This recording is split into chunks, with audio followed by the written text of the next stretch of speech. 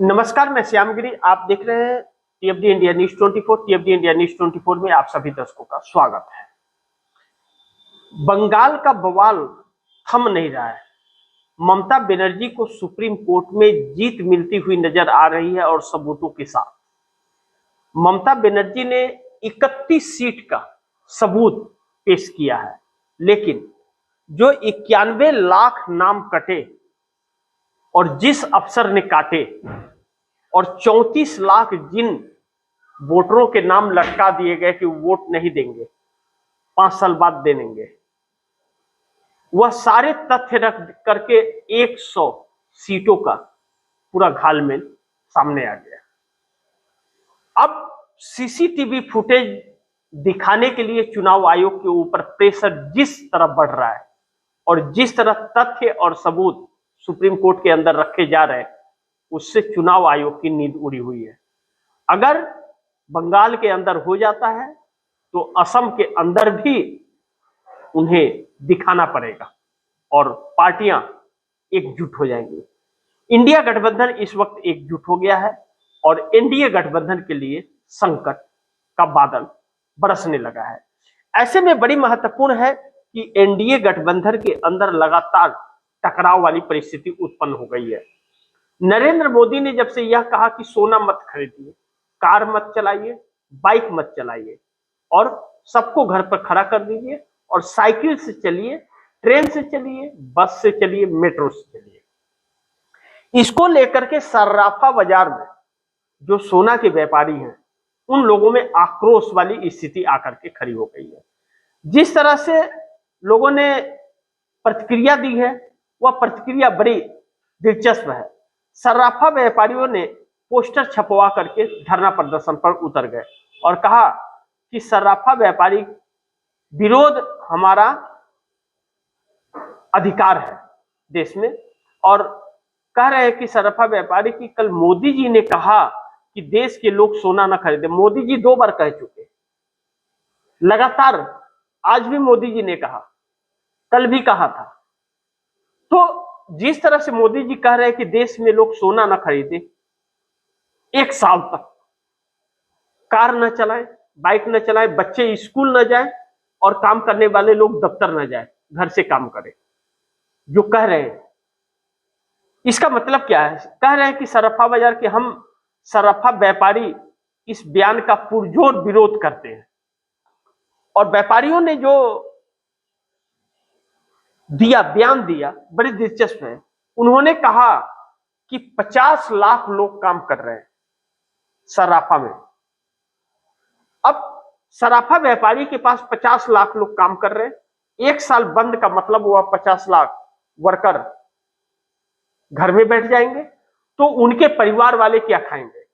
और 50 लाख तकरीबन यह जो सर्राफा व्यापारी है, बड़े व्यापारी जो हैं, यह लोन लिए हुए बैंक से, तो 1 साल हम नहीं काम करेंगे तो लोन कौन चुकाएगा और ब्याज कौन भरेगा? इन सब बातों का ध्यान न रख करके प्रधानमंत्री ने यह बात कही।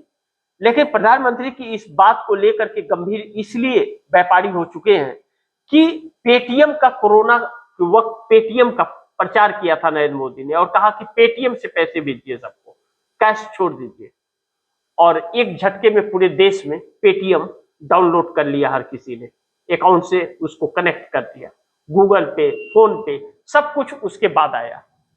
अब ऐसे में अगर 1 साल तक सोना खरीदना लोगों ने बंद कर दिया, इसका असर पड़ गया बात का, और असर पड़ गया, तो फिर इन व्यापारियों के कर्ज कौन भरेंगे और उन वर्करों का क्या होगा? इस सवाल का जवाब मोदी के पास नहीं है। लेकिन इसको लेकर के प्रतिक्रिया जो देश में हो रही है वह मोदी के पक्ष में नहीं है। ऐसे में एक लॉकडाउन की परिस्थिति, आर्थिक लॉकडाउन, जिसको लेकर के लगातार इमरजेंसी बैठकें पीएमओ के अंदर चल रही है और पीएमओ के होश उड़े हुए जो प्रतिक्रिया आ रही है, ऐसे में एनडीए गठबंधन के अंदर भी बहुत ज्यादा टकराव वाली परिस्थिति आई हुई है और इसको लेकर के अलग अलग जो बातें आ रही हैं वह भारतीय जनता पार्टी के लिए शुभ संकेत नहीं है। आखिरकार एनडीए गठबंधन में एक बड़ी टूट हुई है। एनडीए गठबंधन के अंदर 30 एमएलए शामिल हो गए टीबीके में, इंडिया को समर्थन देने का ऐलान कर दिया। जिस तरह से एडीएमके को छोड़ा गया, एटीएमके भारतीय जनता पार्टी की बहुत ही सहयोगी पार्टी है, बहुत पुरानी पार्टी थी, तकरीबन 20 से 25 सालों से गठबंधन था, लेकिन नरेंद्र मोदी के काल में वह भी टूट गया। ये डीएमके में फूट जो पड़ी है, बागी गुट होकर के टीबीके में शामिल हो गए। जिस तरह से मैं खबरें आप दर्शकों को बताऊं कि तमिलनाडु से यह आ रहा है चौंकाने वाली खबर कि एआईएडीएमके में फूट, बागी गुट का टीबीके को समर्थन। सरमुगम बोले जनादेश विजय के साथ हम डीएमके से जुड़ते तो खत्म हो जाते। तमिलनाडु में एडीएमके पार्टी में दो हिस्सों में टूट गई है पार्टी। नेता सीवी सरमुगम ने सीएम विजय की पार्टी तमिला वेत्री कड़गम टीबीके को समर्थन देने का आधिकारिक ऐलान कर दिया। कहा जा रहा है कि उनके साथ 30 विधायक भी हैं जो विजय को समर्थन देंगे और यह स्वीकार किया जा रहा है। अब ऐसे में 30 विधायक एक साथ निकल करके इंडिया गठबंधन में आ गए। टीबीके इंडिया गठबंधन की हिस्सा हो गई। अब टीबीके इंडिया गठबंधन की हिस्सा हो गई है। इंडिया गठबंधन से वह आकर के शामिल होकर इंडिया गठबंधन में, उसके बाद सरकार बनाई है और एडीएमके एनडीए गठबंधन की हिस्सा है। 47 विधायक थे, 30 टूट गए। अब दर बदल कानून लागू नहीं होगा। 2/3 बहुमत इंडिया गठबंधन के पास तमिलनाडु में टीबीके विजय थलापति के पास हो गए। अब ऐसे में इसका उद्देश्य जो जा रहा है वह बहुत दर्दनाक है। 440 वाट का झटका मोदी को लगा है। मोदी को यह डर था तमिलनाडु में कहीं ऐसा ना हो कि पूरा साउथ से बीजेपी का पत्ता साफ हो जाए। ये डीएमके के जरिए ही पैठ बनाने की कोशिश तमिलनाडु में मोदी कर रहे थे और वह सपना चकनाचूर हो गया। अब वह सपना अब पूरा होता हुआ नजर नहीं आ रहा है और ये डीएमके की टूट अभी और भी टूट होने की संभावना बताई जा रही है। लेकिन इसी के साथ साथ जो परिस्थितियां एनडीए गठबंधन के अंदर बन रही है, वह जिस तरह से एकनाथ शिंदे महाराष्ट्र के अंदर लगातार नाराजगी उनकी बढ़ती जा रही है। 7 सांसद और 54 एमएलए उनके पास हैं और बहुत कुछ महाराष्ट्र सरकार और केंद्र की मोदी सरकार में उनकी भागीदारी है। ऐसे में उनकी नाराजगी भी अब एडीएमके के लोग टूटने के बाद उनकी भी अब असमंजसता जो है, असहमति मोदी सरकार से बढ़ने लगी है। ऐसे में बिहार के अंदर नीतीश और बीजेपी में भी बड़ी टकराव अंदर ही अंदर 85 एमएलए और 12 सांसदों के साथ चल रही है। 12 सांसदों में जिस तरह से ललन सिंह कैबिनेट मंत्री मोदी सरकार में है, लगातार वह भारतीय जनता पार्टी की भाषा बोलते हैं और संजय झा जो कार्यकारी अध्यक्ष है नीतीश कुमार की पार्टी के, वह भारतीय जनता पार्टी से ही जेडीयू में आए हैं। कहा तो यहां तक जाता है कि वह प्लांट किए गए हैं। लेकिन जिस तरह पार्टी को हाईजेक करने की इन लोगों ने प्रयास किया और नीतीश कुमार को निकाल करके फेंक दिया गया सीएम की कुर्सी से, उस तरह से अब यह लगता है कि भारतीय जनता पार्टी पूरी तरह से कब्जा कर ली है बिहार के अंदर। और यह सत्य है कि भारतीय जनता पार्टी ने नीतीश कुमार से सिर्फ सीएम की कुर्सी नहीं छीनी, नीतीश कुमार से सब कुछ छीन लिया। डिप्टी सीएम छीन लिया, उनसे गृह मंत्रालय छीन लिया, स्पीकर छीन लिया, सब कुछ छीन लिया। डिप्टी सीएम पर उठे विवाद से जेडीयू और भारतीय जनता पार्टी के अंदर जब टकराव होने लगे और बैठक पर बैठक होने लगा, यहां तक कि एनडीए गठबंधन टूट जाएगा वाली परिस्थिति आई, तब सरकारी दस्तावेज फिर से दूसरा जारी किया गया और डिप्टी सीएम का पोस्ट दिया गया। विजय चौधरी और विजेंद्र यादव से डिप्टी सीएम का पोस्ट सम्राट चौधरी ने छीन लिया। जो डॉक्यूमेंट रिलीज हुए, जो लिस्ट जारी हुआ बिहार गवर्नमेंट का, उसमें मुख्यमंत्री के सम्राट चौधरी के नाम के नीचे तो मुख्यमंत्री था, लेकिन दोनों जो डिप्टी सीएम थे उनका डिप्टी सीएम का पद छीन लिया गया था। अब ऐसे में नीतीश कुमार की पार्टी में नाराजगी बढ़ गई। अब मंत्रिमंडल में भी जेडीयू के उन उम्मीदों को पूरा नहीं किया गया जो मंत्री जिन्हें बनना चाहिए था। ऐसे में पार्टी के अंदर जेडीयू में एक बड़ा टकराव हो रहा है। अगर नीतीश कुमार ने समय रहते हुए अगर नहीं किया तो एडीएमके के जैसे 30 टूटे हैं, ऐसे उनके भी लोग टूटकर कई टुकड़ों में बंट जाएंगे, जिसमें सम्राट चौधरी का विरोध तो वैसे भी 68 विधायकों ने दैनिक भास्कर की रिपोर्ट के अनुसार कर ही दिया था। ऐसे में नीतीश कुमार भी संकट में है और कहा जा रहा है कि नीतीश कुमार की गुप्त बैठकें चल रही हैं और वह बैठक बहुत कुछ निर्णय लेने वाली है। ऐसे में भारतीय जनता पार्टी के लिए एक नई मुसीबत आकर के खड़ी हो सकती है। लेकिन दूसरी तरफ एनडीए गठबंधन में और भी टकराव, चंद्रबाबू नायडू 18 सांसदों के साथ। अब चंद्रबाबू नायडू 18 सांसदों के साथ विचार करने पर मजबूर हो गए हैं। अब जिस तरह से मजबूर हुए हैं चंद्रबाबू नायडू, उनके पास रास्ता नहीं है। ये डीएमके का टूटना या एनडीए गठबंधन के घटक दलों के लिए शुभ संकेत नहीं है, क्योंकि ये डीएमके की जो जिन 30 विधायकों ने टूट करके वह इंडिया गठबंधन की तरफ टीबीके में शामिल हो गए हैं, अब उनका साफ कहना है कि इनके साथ हम नहीं रह सकते, क्योंकि यह जिस तरह से राजनीति चली जा रही है, जिस तरह से कभी किसी के साथ कभी किसी के साथ तोड़ फोड़ चल रही है, तो सरकार बनाने की कवायद चल रही है, यह सही नहीं है। जिसे देश की जनता ने जनमत दिया है उसी की सरकार होनी चाहिए। यानी कि अब चंद्रबाबू नायडू के अंदर भी यह दबाव पड़ने लगा कि जिस तरह अब साउथ के अंदर कांग्रेस का जनाधार बढ़ रहा है, तमिलनाडु में कांग्रेस के समर्थन से सरकार बन गई है, केरल में कांग्रेस की सरकार अपनी पूर्ण बहुमत की बन गई है, कर्नाटक में कांग्रेस की बहुमत की सरकार है, तेलंगाना में कांग्रेस की बहुमत की सरकार है, हिमाचल में कांग्रेस की बहुमत की सरकार है। सिर्फ साउथ के अंदर आंध्र प्रदेश पड़ा है और जगन मोहन रेड्डी से कांग्रेस का गठबंधन होने की उम्मीद बताई जा रही है।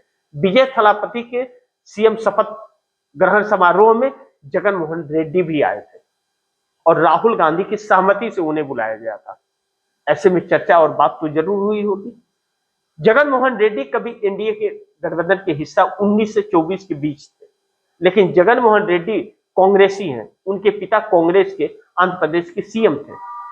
ऐसे में जगन मोहन रेड्डी जिस स्थिति में इस वक्त है, उन्हें कांग्रेस की जरूरत है और वह कांग्रेस के साथ फिर आते हुए नजर आ रहा है, जो चंद्रबाबू नायडू के लिए संकट पैदा कर सकता है। ऐसे में चंद्रबाबू नायडू जगन मोहन रेड्डी इंडिया गठबंधन में शामिल हो, इसके पहले चंद्रबाबू नायडू अपने सांसदों के साथ इंडिया गठबंधन में आने की फिराक में है। उनके पार्टी के अंदर भी इस बात को लेकर के असहमति और सहमति बन रही है कि अगर नरेंद्र मोदी ने ममता बनर्जी वाला हाल कर दिया, ममता बनर्जी का हाल अगर आंध्र प्रदेश में कर दिया तो कभी सत्ता नहीं आ पाएगी, और नीतीश कुमार का हाल अगर कर दिया तो पार्टी खत्म हो जाएगी। ऐसे में नीतीश कुमार के हालात देख करके एडीएमके के लोगों को टूटते हुए एडीएमके से देख करके एनडीए गठबंधन की सिचुएशंस पर और उनके हालातों पर अगर विचार कर रहे हैं चंद्रबाबू नायडू, तो एनडीए में चंद्रबाबू नायडू का भविष्य उज्जवल नहीं है, बल्कि हाईजेक हो सकती है, पूरा राज्य उनसे छीना जा सकता है धोखे से, जैसे ममता बनर्जी से छीन लिया गया। तो इस बात को लेकर के अंदर चल रहे हैं कि अब नरेंद्र मोदी के नाम पर वोट भी नहीं मिलेगा, और जिस तरह से आर्थिक लॉकडाउन लगाने की बात चल रही है और कहा जा रहा है कि बहुत जल्द आर्थिक लॉकडाउन लग सकता है महंगाई का, ऐसे में अगर हुआ लोग घरों में फिर बंद हुए तो फिर आंध्र प्रदेश के लिए बहुत बड़ा संकट होगा। इसके लिए चंद्रबाबू नायडू भी जल्द से जल्द विचार करते हुए नजर आ रहे हैं, जो नरेंद्र मोदी के लिए शुभ संकेत नहीं दे रहा है। लेकिन इस बीच ममता बनर्जी ने भी जो चैलेंज ठोक दिया है अब मोदी को, जिस तरह से सुप्रीम कोर्ट में उनकी उम्मीदें अब जग गई हैं कि कुछ होगा, वैसे पश्चिम बंगाल की चुनाव प्रक्रियाओं पर बहुत बड़ा गंभीर सवाल खड़ा हो गया है कि चुनाव आयोग बिल्कुल दलाली करता हुआ भारतीय जनता पार्टी का नजर आ रहा है। जितने अधिकारी लगे थे उसमें से एक अधिकारी को जिस तरह से महासचिव बना दिया गया है बंगाल सरकार का, उससे यह साबित होता है कि एक सोची समझी रणनीति के तहत 91 लाख लोगों को वोटर लिस्ट से हटाया गया, जो एसआईआर किया गया सिर्फ भारतीय जनता पार्टी के सत्ता के लिए, और इसमें अधिकारी से लेकर चुनाव आयोग और भारतीय जनता पार्टी सबकी मिली भगत थी। ऐसे में देश का लोकतंत्र किस दिशा में जा रहा है? बड़ी महत्वपूर्ण है कि एनडीए गठबंधन से जो टूटा 30 एमएलए ने छोड़ दिया, साथ छोड़ दिया और इंडिया में हो गए हैं शामिल, आ गए। इससे एक बात है कि मोदी का संकट बहुत ज्यादा बढ़ गया है, इससे इंकार नहीं कर सकते। दूसरा, इंडिया गठबंधन में शामिल होना, यह नहीं कि इंडिया गठबंधन में शामिल हो गए तो उनकी संकटें खत्म हो गई। उनके विचारों में अगर परिवर्तन नहीं आया तो जनता उन्हें अस्वीकार कर देगी। अब हर नेता को अपने विचारों में परिवर्तन लाना पड़ेगा, और देश की जरूरतों के हिसाब से उन्हें चलना पड़ेगा, वरना मोदी जी कब तक रहेंगे और वोट चोरी कब तक होगा। एक बार मोदी हटे और व्यवस्थाएं बदली तो जो एनडीए गठबंधन के लोग हैं, इन लोगों को एक एक वोट के लिए तरसना पड़ जाएगा, यह बात सच है। और जिन सुप्रीम कोर्ट न्याय देना शुरू कर देगा तो यह कोई भी नहीं बचेंगे, सब कटघरे के अंदर खड़े मिलेंगे आप दर्शकों को।